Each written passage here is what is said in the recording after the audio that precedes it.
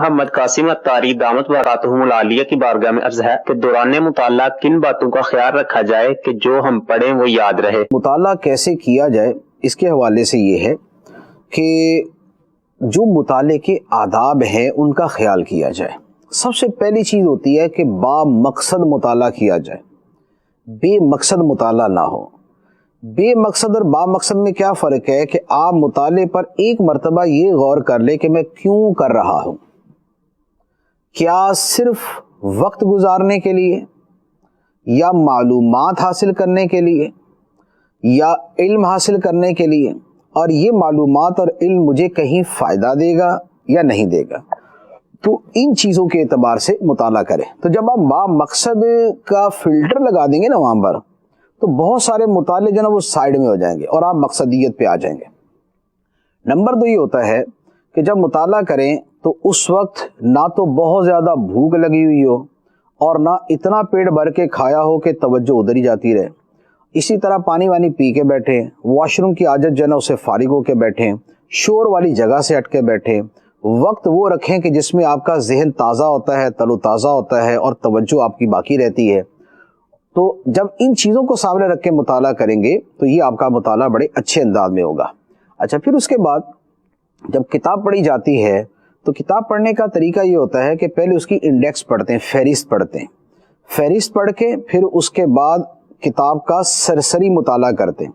سرسری مطالعہ یہ ہوتا ہے کہ آپ اس کا پیج کھولتے ہیں، کسی بھی چیپٹر کا ابتدائی اور آخری، ابتدائی آخری یوں کر کے آپ اس کو گزارتے جاتے ہیں، ایک مرتبہ یوں مطالعہ کرتے ہیں، پھر اس کے بعد پورا بالاستیعاب جسے کہتے ہیں، کور ٹو کور، پورے توجہ کے ساتھ مطالعہ کرتے ہیں۔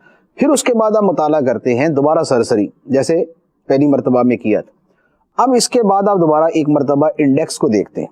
انڈیکس کو دیکھ کے آپ یہ سمجھتے ہیں کہ یار انڈیکس میں جو لکھا ہوا ہے کیا یہ مجھے آ گیا، کیا یہ میری معلومات میں آ گیا۔ اب فہرست پڑھتے آپ کو لگے کہ یار یہ بات تو مجھے سمجھ نہیں آ رہی، یہ کیا مطلب تھا اس کا، تو اب یہ جو مطلب نہیں سمجھ آ رہا آپ صرف جا کے اس کو پڑھیں۔ جب آپ اس انداز میں پڑھتے ہیں، اور اس کے ساتھ ایک بہت اہم چیز یہ ہوتی ہے کہ آپ نشان لگاتے ہیں، کتاب کو ہائی لائٹ کرتے ہیں یا ڈائری ساتھ رکھ کے اس پہ لکھتے ہیں۔ جب آپ یوں مطالعہ کرتے ہیں تو یوں سمجھ لیں کہ آپ نے اس پوری کتاب کو نچوڑ کر آپ نے جو ہے نا وہ اپنے اندر اتار لیا۔ تو یہ مطالعہ کرنے کا بیسٹ طریقہ ہوتا ہے۔ اور پھر یہ بھی ہوتا ہے کہ زندگی کے ہر فیز کے اندر مطالعے کا ایک ہی انداز نہیں رہتا، کیونکہ جب آپ شروع میں پڑھتے ہیں تو آپ پوری تفصیل سے پڑھتے ہیں، لیکن جب آپ بہت 10-15 سال آپ کے مطالعے میں گزر جائیں تو پھر باتیں تکرار کے ساتھ آنا شروع ہو جاتی ہیں، کیونکہ وہ چیز آپ نے پہلے پڑھی ہوتی ہے، اب آپ کو اس طرح توجہ اور تفصیل سے پڑھنے کی حاجت نہیں ہے۔ تو پھر آپ یہ دیکھتے ہیں کہ جو میں نے نہیں پڑھا نا وہ توجہ سے پڑھوں، اور جو پہلے پڑھا ہوا ہے اس پہ صرف نظر گزار دوں۔ تو یوں پھر آپ بہت ساری تیزی کے ساتھ آپ صفحے پلٹتے جاتے ہیں، کتابیں پڑھتے جاتے ہیں۔ مثال کے طور پہ تصوف کی کتابیں ہیں، تصوف کی کتابیں یوں سمجھ رہے ہیں کہ میں آپ کو اس کی ایک مثال، پرٹیکولر مثال دے دیتا ہوں، اسپیسیفک، کہ جیسے نقشبندی تصوف کی جو کتابیں، ان میں لطائف کا بیان بڑی کثرت کے ساتھ ہوتا ہے۔ اچھا، ایک لطائف کا بیان ہوتا ہے اور ایک 8 اصول ہیں۔ تو نقشبندیہ کے اندر وہ 8 اصول جو ہے وہ بڑی کثرت سے چلتے ہیں، خلوت در انجمن، اس طرح کے الفاظ کے ساتھ۔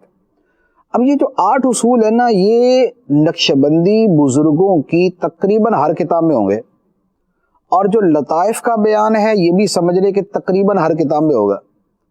اب جب آپ نے ایک کتاب پڑھ لی تو اس کے بعد اب آپ جب دوسری کتاب پڑھیں گے تو پھر آپ کو نئے سرے سے تو تفصیل سے پڑھنے کی حاجت نہیں ہے۔ نئے سرے سے جب آپ پڑھیں گے تو اب آپ اس چیز کو سکپ کر دیں گے یا اس کو سرسری گزار دیں گے، اور کوئی نئی بات ہے تو آپ وہ پڑھیں گے۔ اس طرح کیا ہوگا کہ مثال کے طور پہ ان بزرگوں کی کتابوں کی تعداد ہے 100، اور آپ نے جب 5-6 پڑھ لی تو آپ نے میکسیمم جو ہے نا اس کا جو کنٹینٹ ہے اور موسٹ آف دا کنٹینٹ جو ہے وہ آپ نے پڑھ لیا۔ اب اس کے بعد بقیہ جو کتابیں ہیں وہ جسٹ آپ پیج پلٹیں گے اور وہ کتاب مکمل ہوتی جائے گی۔ جب آپ یوں پڑھیں گے تو پھر آپ یہ بھی کہہ سکتے ہیں جناب میں نے ایک دن میں 1000 صفحہ پڑھا۔ بیسیکلی وہ 1000 صفحہ کیا ہے؟ وہ 1000 صفحہ یہ نہیں ہے کہ آپ نے لفظ بلفظ پڑھا، ایسے کوئی نہیں پڑھ سکتا، یہ انتہائی مشکل ہے۔ تو پھر یہ بس بیسیکلی یہ ہے کہ آپ کو یہ پتا کہ کتاب میں ہے کیا، آپ کو یہ پتا کتاب میں ہے کیا۔ یہی معاملہ تفسیروں کا ہوتا ہے، یہی معاملہ حدیثوں کا ہوتا ہے، حدیث کی کتابوں کا، یہی معاملہ فقہ کا ہوتا ہے، یہی معاملہ فلسفے کا ہوتا ہے، اور تقریباً یہی معاملہ اور چیزوں کا ہوتا ہے۔ اب اس کی ایک میں مثال آپ کو دیتا ہوں، اس سے آپ کو بات پوری سمجھ آ جائے گی۔ یہ جو آج کل وائرس ہے، اس میں کیا احتیاطیں کرنی چاہیے؟ میرا خیال ہے کہ اگر 1000 بندوں کو بھی آپ پڑھیں گے نا تو تقریباً وہی ہوگا کہ بھائی صاحب ہاتھ دھوتے رہیں، سینیٹائزر استعمال کریں، چہرے کو چھونا نہیں ہے، گلے لگنا نہیں ہے، باہر نکلنا نہیں ہے، اور باقی وہ جو نا سپرے وغیرہ گھر میں ڈیٹول کا کرتے رہے۔ یہ آپ نے پڑھ لیا نا، اب آپ اس کے بعد آئنسٹائن کی تھیوری پڑھ لیں یہ کرونا وائرس کے اوپر، یہ ہے نہیں ویسے کہہ رہا ہوں، اب اس کی پہلے تھیوری پڑھ لیں، اور یا ہمارے اپنے جو گلی کے اندر کوئی جھاڑو وارو پھیرتا ہے اس کو پڑھ لیں۔ یہ دونوں برابر ہی آپ کو معلومات دے دیں گے اس معاملے کے اندر، کیونکہ سب یہی کہہ رہے ہیں۔ تو جب آپ نے ایک مرتبہ پڑھ لیا تو اب آپ کو 100 مرتبہ پوسٹیں آئیں، 100 مرتبہ کتابیں آئیں، 100 مرتبہ آپ کو جناب وہ پمفلٹ آئیں، احتیاط بھائی یہی ہونا اس کے اندر، یہی ہونا۔ تو اب نئے سرے سے پڑھنے کی حاجت نہیں ہے، اب پہیا نئے سرے سے ایجاد کرنے کی ضرورت نہیں ہے۔ تو یہ ہوتا ہے مطالعے کے اندر ایک بڑا بنیادی نقطہ۔